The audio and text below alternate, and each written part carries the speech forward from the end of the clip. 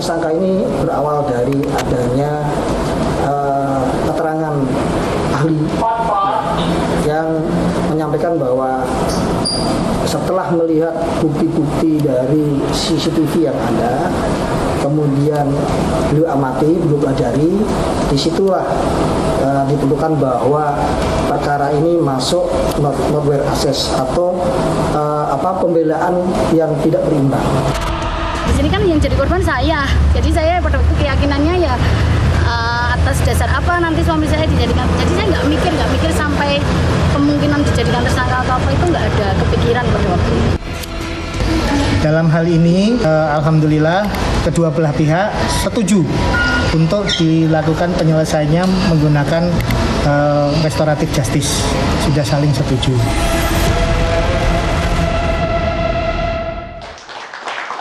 Saya boleh langsung ke Mas Bahar, apakah Anda melihat penyidiknya sudah keliru menetapkan pasal dan TSK terhadap Hogi? Ya, kalau melihat kronologinya Mas Andra, dari tanggal 26 April 2025, terus 2-3 bulan kemudian Mas Hogi ditetapkan tersangka. Kan ada jeda banyak tuh Mas. Kemarin tanggal 21 Januari 2026 itu pelimpahan Prof. Nah, setelah itu kan ngapain aja tuh penyidik itu? Dari April sampai jeda 2-3 bulan gitu Mas. Kan ada jeda tuh. Lama kan Pak? Ya benar ya Prof ya. Kan lama. Ngapain aja dari jeda misalnya kita lah. Taruhlah kasusnya tuh April. Ya Bu Sri. Ibu Sri ini ternyata juga mantan Kapolres Bantul 1 teman-teman. Nah sehingga Bu Sri pasti paham betul ya. Apalagi latar belakang penyidik. Dulu sehingga menurut saya gini Mas. April terus jeda waktu 2-3 bulan itu si Hogi tersangka. Terus taruhlah Juli sampai Desember, artinya ada waktu 5 bulan. Penyidik di Polresta ngapain aja sih? Kemungkinan saya menduga itu memberikan kesempatan untuk diselesaikan di luar mekanisme pengadilan formal. Mediasi. Nah makanya seperti itu Bu. Saya tidak mengatakan restoratif ya, karena ini juga debatable loh, bicara soal restoratif. Betul, nah artinya Bu kalau misalnya seperti Bu Sri bilang tadi diselesaikan di tingkat Polresta Sleman, kasusnya nggak perlu viral kok Mas. Ya toh?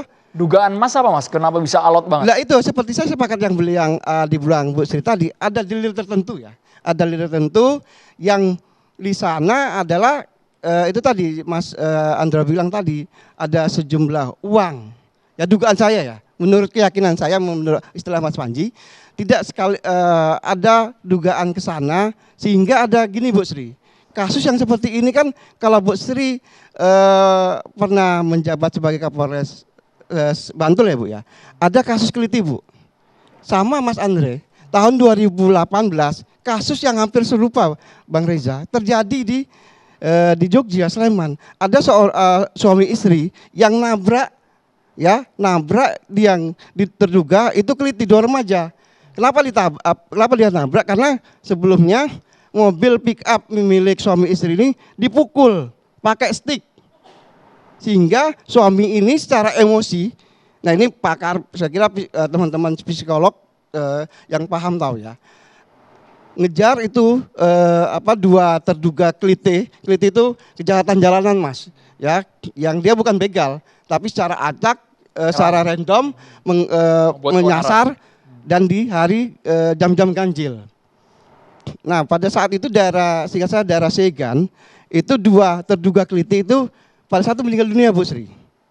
Nah apa yang terjadi kasusnya? Kasus itu yang kami di Jogja Police Watch itu sudah belasan tahun ya Mas. Ngawali kasus ini Bu Sri belum pasti paham dan kenal itu Jogja Police Watch itu siapa. Nah kita ngawal kasus yang kayak gini ini sering Mas Andra.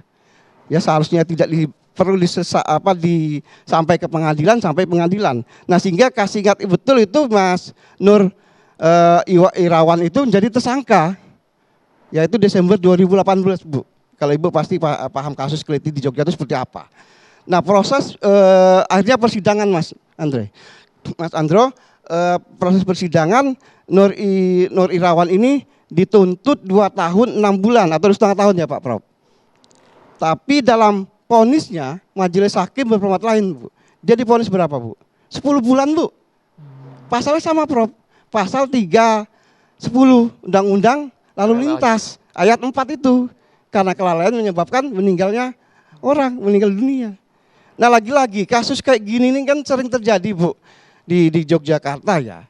Kenapa sih harus sampai mohon maaf ya sampai ke pengadilan gitu loh Mas. Kenapa kalau bisa diselesaikan di tingkat penyidikan, di tingkat kepolisian, tidak harus sampai kasus ini viral terus baru ada tindakan dari pihak kepolisian bahwa kami seakan-akan Polresta Sleman seperti yang kita saksikan tadi itu adalah dia membela diri Mas Andro. Membela diri, wah ini kan karena satu ya sudah CCTV tadi alat bukti dan juga ada keterangan ahli dari dari universitas ya yang ada di Yogyakarta seperti itu. Nah begini Bu Sri, kalau seperti itu apakah dua alat bukti ini cukup ya? Tadi benar, jadi masyarakat juga harus melihat kasus ini tidak berdiri sendiri, harus dilihat secara komprehensif.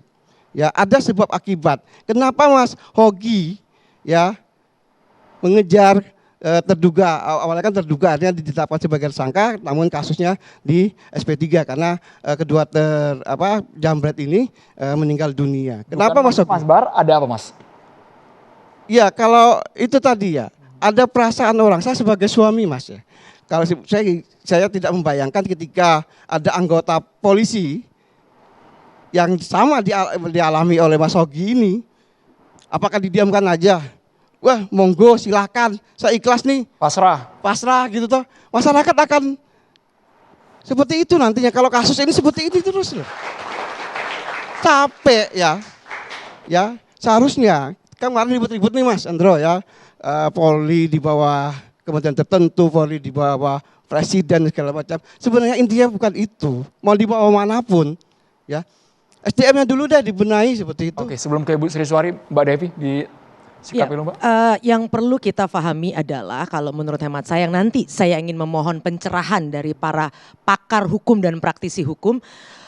Kegelisahan ini sebenarnya bukan muncul hanya karena proses hukumnya, tapi karena kita punya pengalaman kolektif bersama bahwa yang salah di negeri ini marah selalu mendapatkan panggung.